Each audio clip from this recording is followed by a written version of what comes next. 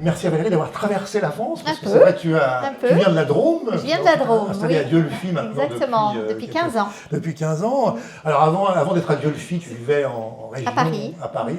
Ouais. Tu as exercé le métier d'institutrice, notamment dans des quartiers difficiles, je crois, en Essonne, des cités de l'Essonne. Et après avoir travaillé aussi, c'est important de le souligner, la protection judiciaire de la jeunesse. Oui. Et donc, et aujourd'hui, tu es passé de côté de l'écriture, on va dire. Je suis venue un peu tardivement. Pour notre bonheur à toutes et à tous.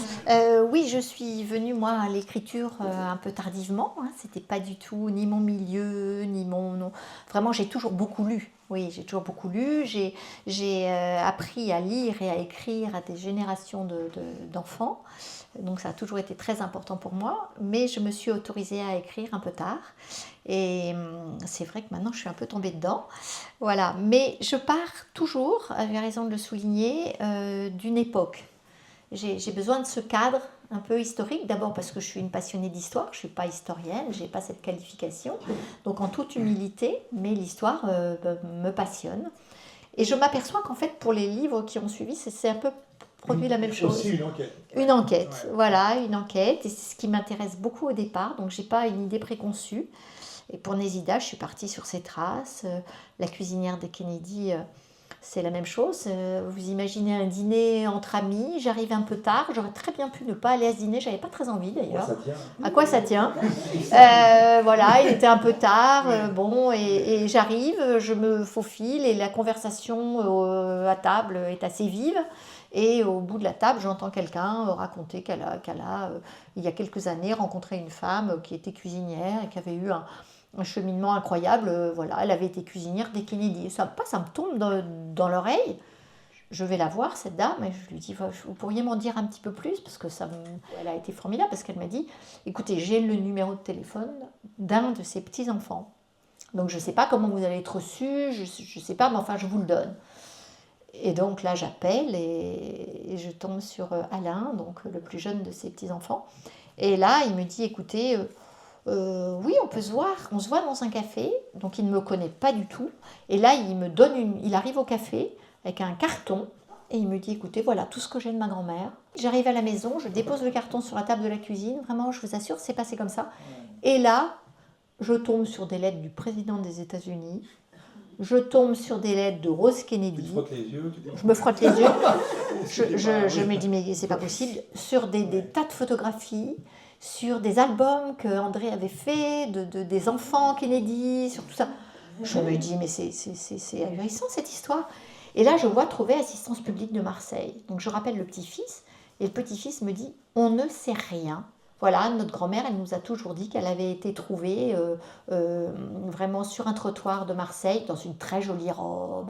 Elle était certainement d'une famille aisée, on ne sait pas trop ce qui lui est arrivé, enfin, il me raconte ça. Bon. Et là, vraiment, moi, à partir de ce moment-là, j'ai eu toutes ces petites pierres-là, du jour où elle a été trouvée jusqu'à son mariage. Par contre, à partir du moment où elle est mariée, là, il n'y a plus rien. C'est fini. Donc, moi, je me suis appuyée sur les pierres, vraiment les dates, les noms des familles d'accueil, mais je n'en savais pas plus. Il a fallu que... Voilà, je ne pouvais pas jeter ça comme ça, ce n'était pas très romanesque. Donc, tout le reste, évidemment, j'ai romancé autour de ça. Repue après son biberon, la petite se laisse sans bruit, déposer dans le berceau de fer sur le matelas empli de balles d'avoine et recouvrir d'un épais édredon. À son réveil, une nourrice, employée par l'hôpital, lui donnera le sein où une religieuse un biberon. Rose peut continuer sa journée de travail sur le banc, une étoile de laine mauve oubliée, abandonnée. Ça, c'est la jeune femme qui est trouvée. Oui. C'est ton cas, tu es confronté un peu peut-être à la même chose pour Nézida. C'est une histoire de voilà, Nézida, j'avais peu de choses aussi. J'avais vraiment un petit peu dans les archives. Je voulais qu'on découvre le personnage principal dans la voix de tous ceux qu'il avait rencontrés. Parce que je m'aperçois que parfois, une personne, vous savez, on le sait souvent ça lors des enterrements. Lors des enterrements, il y a des tas de gens qui vont parler du défunt et vous allez avoir des tas de sons de cloche différents. Vous avez ceux qui ont côtoyé dans le travail, ceux qui ont côtoyé dans le sport, je ne sais pas, voilà. Et là, on arrive à vous dépeindre un personnage avec des points de vue différents. Et ça m'avait souvent marqué ça. Et je me suis dit, là, on sait dès le début qu'elle meurt en couche, donc on va tout connaître sur elle. par la voix de ceux qui l'ont En côtoyé. fait, il y a un Moi, je pense que le roman, il doit toujours s'incliner devant l'histoire. C'est-à-dire qu'on ne peut pas raconter n'importe quoi. Alors, quand on s'attaque à la famille Kennedy, d'autant plus, on ne peut pas quand même raconter des histoires. Il faut faire bien attention, donc on se documente beaucoup. Alors, la langue, il n'y avait pas de difficulté dans la famille Kennedy, parce que les Kennedy parlent français.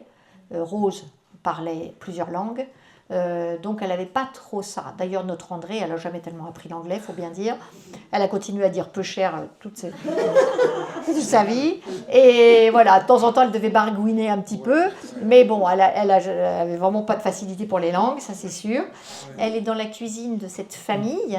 Elle n'est pas leur amie, bien sûr, elle participe aux conversations. Mais bon, elle entend tout ça, puis elle voit... voilà, quand elle dit « j'étais tombée amoureuse de Frank Sinatra », évidemment, elle a servi Frank Sinatra, et jusqu'au bout de sa vie, elle a dit à ses petits-enfants « oh non, mais j'étais folle de lui, quoi ». Mais d'ailleurs, il me regardait quand même pas mal. Hein. Ah bah oui. Bon, voilà, donc elle traverse tout ça, et c'est ça qui est extraordinaire dans son destin.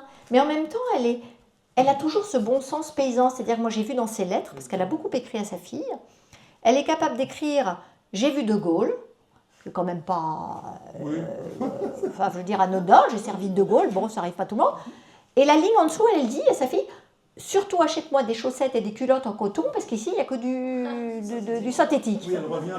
Voilà. Et petit à petit, ces deux femmes qui sont, on ne peut pas faire plus différentes que cette petite fille abandonnée et puis Rose Kennedy, vont marcher l'une vers l'autre quand même inexorablement. Et un jour, la porte va s'ouvrir, elles vont se rencontrer, bien sûr, pas devenir amies ni rien, mais elles vont quand même vivre des choses ensemble. Alors deux femmes qui n'auraient jamais dû se jamais. rencontrer, comme finalement deux hommes qui n'auraient jamais dû se rencontrer dans l'enseveli. On va dire Abel et André, l'un est ouvrier, l'autre médecin. Là, on est dans la Première Guerre mondiale, je fais des passerelles comme ça. Mais c'est vrai que c'est finalement deux milieux qui n'auraient jamais dû se côtoyer. Voilà, ben oui, je trouve ça... très important de se dire que parfois dans la vie, il y a des chemins comme ça, on en a pris un et pas l'autre, et puis on a des rencontres qui se font et qui peuvent, qui sont étonnantes, qui sont improbables, et ça j'aime bien travailler là-dessus. Et donc l'enseveli, c'est parti aussi d'une... Alors l'enseveli, comment ça se passe au départ? Alors l'enseveli, en fait, c'est vrai, je vous dois un peu la vérité, c'est un livre que j'ai écrit tout de suite après le premier, après Nézida. Voilà, je l'ai commencé, et puis après, il y a eu la rencontre avec la cuisinière, donc il a été un peu mis de côté, et je l'ai repris plus tard. Quand on travaille la guerre de 14, c'est toujours, je ne vais pas dire passionné, parce qu'on ne peut pas être passionné par une guerre, je ne crois pas, mais j'ai toujours été très émue par cette guerre-là. La société française a beaucoup plus changé après la guerre de 14 que le changement après la Seconde Guerre mondiale. Et puis, lorsque j'ai fini mon premier roman, Nézida, il y a des personnages dans Nézida. Quand vous terminez votre premier roman, peut-être à mon âge, mais j'avais pas tellement envie de les laisser, de les quitter. Vous avez vécu un moment important avec ces personnages et c'est fini. Donc j'ai essayé d'imaginer ce que ces personnages devenaient un peu dans le temps, comme si j'avais fait une suite un petit peu. Et donc il y a deux personnages qui étaient enfants dans Nézida. Voilà, et qui deviennent les deux personnages principaux de l'enseveli. C'est une façon de suivre, de faire une sorte de fresque. Parce que ceux qui étaient enfants pendant Nézida, la guerre de 14, ils l'ont faite. J'ai voulu écrire un livre sur l'amitié, parce que je trouve que c'est un sentiment... On écrit beaucoup sur l'amour, mais je trouve que l'amitié, c'est quand même quelque chose d'extraordinaire. Et l'amitié entre des gens qui n'ont rien en commun.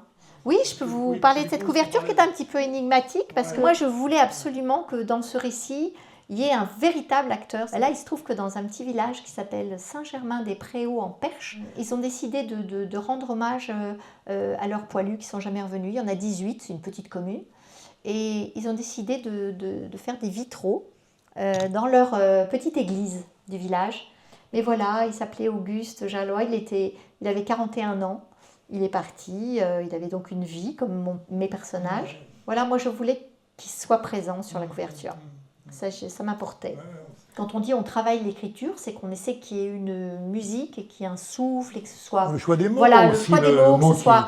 Voilà. Mais j'essaie pas d'écrire pour faire une belle phrase. Je ne sais pas ce que c'est qu'une belle phrase. Je pense qu'on peut écrire un beau livre sans être compliqué. On n'est pas obligé d'avoir des phrases compliquées.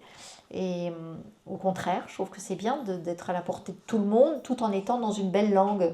Voilà, on peut toucher. Mais ce qu'il faut, c'est qu'il y ait de l'émotion. Et tu t'écoutes à voix haute? Ah, je lis Ouais. beaucoup à haute voix. Tous les jours, je me relis, je relis ce que j'ai écrit, parce que vous savez, on écrit parfois 10 lignes, parfois 5, parfois qu'une, et se relire le lendemain, voilà, voir ce qui sonne bien.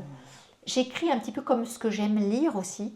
Je crois que c'est important. C'est pour ça que la lecture et l'écriture, c'est très, très lié. Parce que j'essaie de ressentir la même émotion en écrivant que en ce que je peux lire. Alors, merci beaucoup. Merci à beaucoup. Sonia. C'est Merci gentil. beaucoup, Valérie Paquet.